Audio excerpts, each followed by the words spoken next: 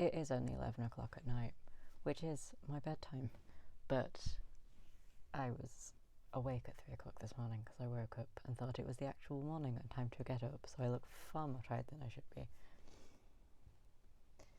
But I'm doing this anyway, and this is second, third, maybe fourth time I've tried to record this, but we shall see if I get through this one making any sense. Apologies to the 3 people who thought it was a sensible idea to subscribe to this, so you might see this thing. No, I'm not going to share it like I shared the last one. But I want to do it anyway. I want to sit and talk anyway.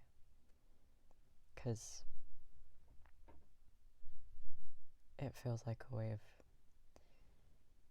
talking about things that I want to talk about and don't necessarily hear about very often, and kind of connecting with things in a very different way. The reason I wanted to record this is I was texting someone a few hours ago just to have a rant, really, and had the thought cross my mind that I'm amazed sometimes that I don't hate my queerness when it's been used to make things in my life so difficult. And I'm wording that really carefully. I'm not sure it's how it first passed through my head, but by the second pass through my head, that's how it's worded. Because my queerness does not, in its entirety, inherently make my life difficult. Being trans, there are ways that are just inherently difficult and do make my life more difficult. But my queerness as a whole does not do that. But it is used so often to make my life more difficult. I somehow had managed to forget and remembered today that sort of this time 2 years ago, I was packing up my room, a room that looked identical to this one, because a situation that had been unpleasant and somewhat threatening for quite a long time, a few months, had escalated to a point that it did not feel safe to carry on being where I was. And I know how lucky I was to be able to do that, to be able to pack up overnight and leave. A couple of £100 worth of property damage to university halls probably helped my case. But I do know how lucky I was to be able to do that. But it's funny thinking about that now, thinking that that was 2 years ago. And 2 years plus 1 week before that was the first time I'd ever moved properly, and the first time I'd moved into somewhere that was a little bit more stable than what I'd had for a while. And it was temporary. I was there exactly 10 weeks when it was supposed to be 6, but at the time that felt like a long time. That felt like time enough to sort myself out. Didn't turn out to be, but I've always had this very strange relationship with calling places home. And it sometimes feels really messy to talk about this stuff, because I don't like putting words to things. I don't like putting words to things that might make it feel like I'm overstating the significance of situations and events, and it feels like I'd have to justify certain words that I could use to describe situations and events. And I don't want to go into the justification of it, so I'm not going to say it. Part of why I feel drawn to doing this is that it's a way for me to kind of connect with my hesitancy of how I phrase things and word things and state things and mark events in my life. Anyway, I've spent the past couple of years living in university halls, never living in the same place for more than 9-10 months at a time, constantly knowing that when I leave here, I'm just gonna carry on this cycle of moving in with strangers and never quite having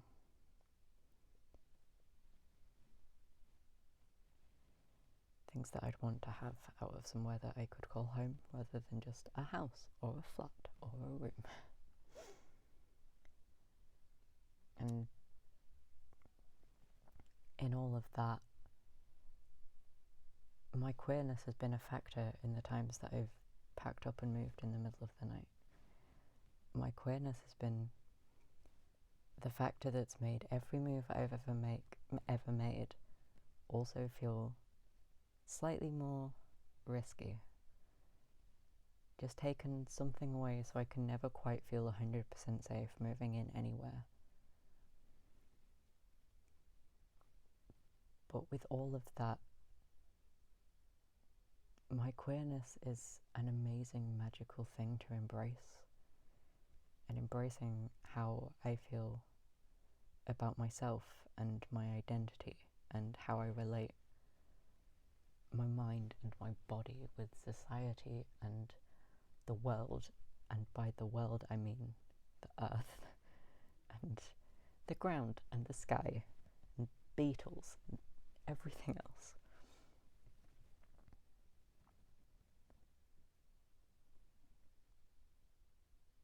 I don't necessarily want or aspire to anything conventional because of how I've embraced that in my life for so long. And that's not to say I don't want things that are conventional in some ways, in that my biggest goal in life is to have somewhere I can live where I can paint the walls and get a couple of cats. I have somewhere that I can call home.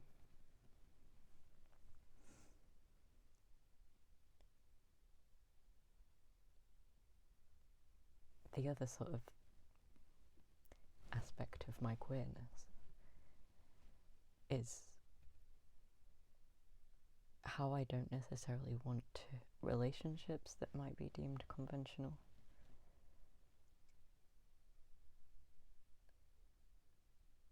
And how that plays into not necessarily finding people to live with, finding a family and wanting a family, but not quite knowing how that will ever look for me. Partly because I'm just anxious and insecure and terrible at long-term relationships on any level. I'm not great at interacting with people, but trying to figure out a way that plays into just wanting somewhere to live.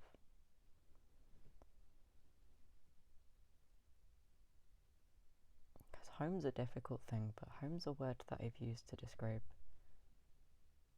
places that I've been when I've been surrounded by queer people. I've got a tattoo of a campfire and the trans pride flag colours on my leg because being sat around a campfire surrounded with people who are trans or queer in any other way, I've called that home when I don't always know how to define how home feels. I've called that home.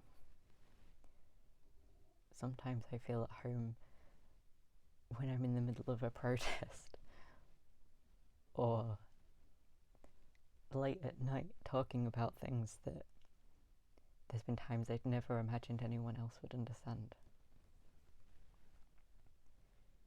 And it's funny talking about all of this and using queer to describe myself, because historically that's a slur, that's a word that's used against people like me, and I've had it used against me so many times. 15, 16-year-old me was so much more uncertain about calling myself queer because that was the insult hurled at me across playgrounds.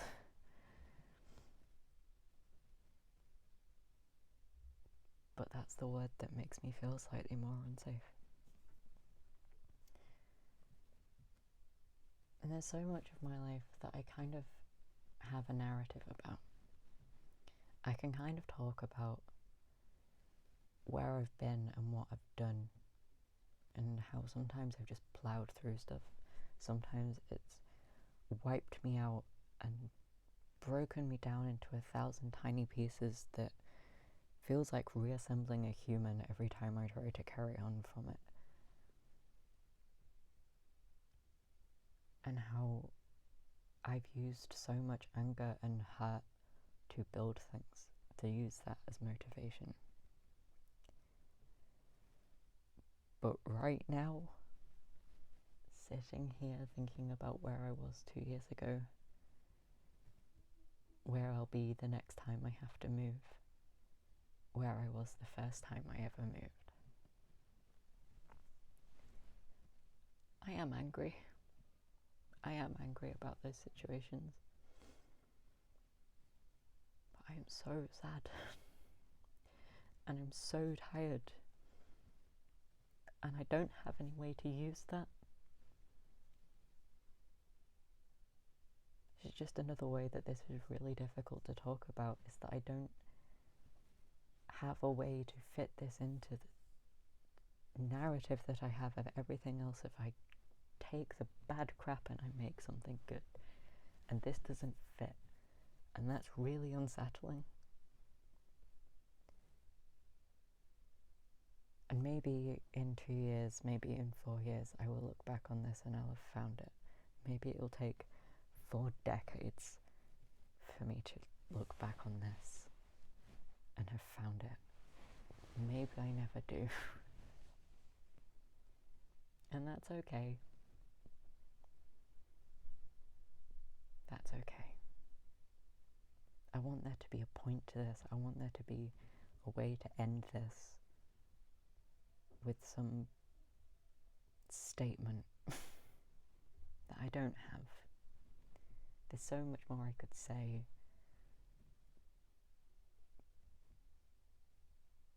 But it's okay that I don't have to right now.